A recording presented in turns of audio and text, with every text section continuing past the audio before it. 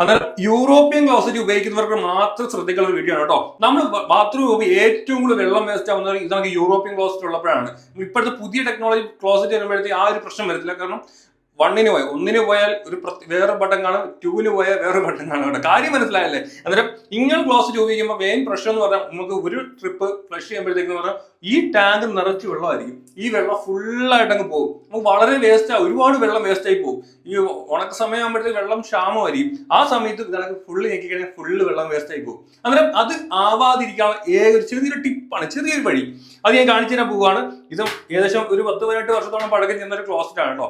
അന്നേരം അന്ന് മുതൽ ഞാൻ ഇന്ന് വരെ ഉപയോഗിച്ചുകൊണ്ടിരിക്കുന്ന രീതിക്ക് ഞാൻ പറയുവാണ്. ടാങ്കിന് കംപ്ലൈന്റോ ഒന്നും വരത്തില്ല. യൂറിൻ പോയതിനു ശേഷം നമുക്ക് ഫ്ലഷ് ചെയ്യുമ്പോഴത്തെ കുറച്ച് വെള്ളം പോകുന്ന രീതി കാണിച്ചില്ല. ഇനി അടുത്തോട്ട് പോവാ, കാണിച്ചില്ല. ഇവിടെ നമ്മൾ ഫ്ലഷ് ചെയ്യാൻ പോവാണ്. ഫ്ലഷ് ചെയ്തപ്പോഴുണ്ട് ഇത്രയും വെള്ളം വേസ്റ്റ് ആയി പോവാ. ഒരുപാട് വെള്ളം വേസ്റ്റ് ആയി പോവുക കണ്ടോ. ഇത്രയും വെള്ളം, എനിക്ക് ഒരു ടാങ്ക് വെള്ളം വേസ്റ്റ് ആയി പോയി. ഇത് കണ്ടോ, ടാങ്കിനുണ്ടോ ആ ഒരു 3/4 ടാങ്ക് വെള്ളം തീർന്നു കണ്ടോ. 3/4 ടാങ്ക് കുറച്ച് വെള്ളം ഇത് കാണുള്ളൂ, ബാക്കി വെള്ളം എല്ലാം ക്ലോസറ്റിൽ പോയി കണ്ടോ. അന്നേരം ഈ ഒരു അവസ്ഥ വന്നു കഴിഞ്ഞാൽ വേനൽക്കാലത്ത് ഒരുപാട് വെള്ളം വേസ്റ്റ് ആവും. നമുക്ക് ആ വെള്ളം വേസ്റ്റ് ആകാതിരിക്കാനുള്ള എളുപ്പൊരു വഴി എന്ന് പറഞ്ഞാൽ ഞാൻ കാണിച്ചു ഇപ്പം തന്നെ ഈ ടാങ്കിലെ വെള്ളം ഒന്ന് അറിയട്ടെ.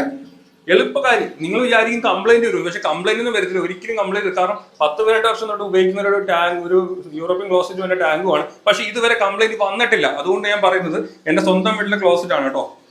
ഈ കാണുന്ന സ്വിച്ച് ഉണ്ടല്ലോ, ഫ്ലഷ് ചെയ്യുന്ന വെച്ചാൽ വെള്ളം ക്ലോസറ്റിലോട്ട് തുറന്നു വിടുന്ന ആ കാണുന്ന ഒരു വാൽവിന്റെ എൻഡ് ആണ്. ഇതെല്ലാവർക്കും അറിയാല്ലേ. ഈ ബട്ടൺ അമർത്തുമ്പോഴാണ് വെള്ളം പോകുന്നത്. ഈ ബട്ടൺ അങ്ങോട്ട് അമർത്താൻ പോവുകയാണ് കേട്ടോ. ഞാൻ അമർത്തി വെള്ളം പോയി. നമുക്ക് അത്രയും വെള്ളം മതി. ഇത് റിട്ടേൺ ഒന്ന് പിടിച്ചു കഴിഞ്ഞാൽ ഉണ്ടോ, ജസ്റ്റ് റിവേഴ്സ് ഒന്ന് മേലോട്ട് വലിച്ചു കഴിഞ്ഞാൽ വെള്ളം നീക്കും കേട്ടോ. ആ പടം അങ്ങ് പറ്റുമ്പോൾ ഒരു 5 ലിറ്റർ വെള്ളം ചിലവാകുന്ന സ്ഥാനത്ത് ഒരു 2.5 ലിറ്റർ വെള്ളം നമുക്ക് വേസ്റ്റ് ആവത്തുള്ളൂ കേട്ടോ. അത്രയും പോകത്തുള്ളൂ. എന്ന് വെച്ചാൽ ഞാൻ ഈ ടാങ്ക് ഇപ്പോൾ ഒന്ന് തുറന്ന് കാണിച്ചു തരാം. ഈ ടാങ്ക് തുറക്കുവാണ് കണ്ടോ. പകുതി വെള്ളം അതിനകത്ത് നിൽപ്പുണ്ട് കണ്ടോ.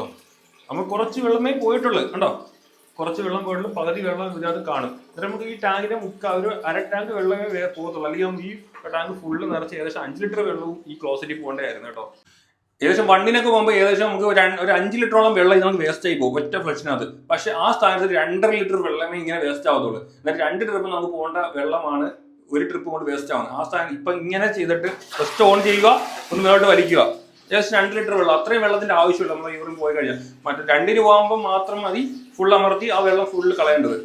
ഓക്കെ. അന്നേരം ഇങ്ങനെ ചെയ്യുമ്പോൾ അല്ലെങ്കിൽ ഈ സ്വിച്ച് എപ്പോഴും മേലോട്ടും താഴോട്ടും ഇങ്ങനെ ആക്കുമ്പോൾ നിങ്ങൾ കംപ്ലൈന്റ് വരും ചിന്തിക്കും. പക്ഷെ ഒരിക്കലും കംപ്ലൈന്റ് വരത്തില്ല. കാരണം ഏകദേശം ഞാൻ ഇത് ഉപയോഗിക്കാൻ തുടങ്ങി, എന്റെ അറിവ് എനിക്കിത് ചെയ്യാൻ തുടങ്ങി എന്ന് തൊട്ട് അന്ന് തൊട്ട് ഏകദേശം എങ്ങനെ പോയാലും ഒരു 10 വർഷം കൊണ്ട് ഇങ്ങനെ ഉപയോഗിക്കുന്നുണ്ട്. പക്ഷെ ഇതുവരെ കംപ്ലൈന്റ് ഒന്നും വന്നിട്ടില്ല. നേരം നമ്മളെ വീഡിയോ കാണുന്ന പലവർക്കും ചിലപ്പോൾ ഈ കാര്യം അറിയത്തില്ല. അറിയാത്തവർക്ക് വേണ്ടി മാത്രമാണ് ഈ വീഡിയോ ചെയ്തിരിക്കുന്നത്. ചെറിയൊരു ടിപ്പ്, ജസ്റ്റ് യൂസ് ചെയ്ത് നോക്കുക. ഓക്കെ.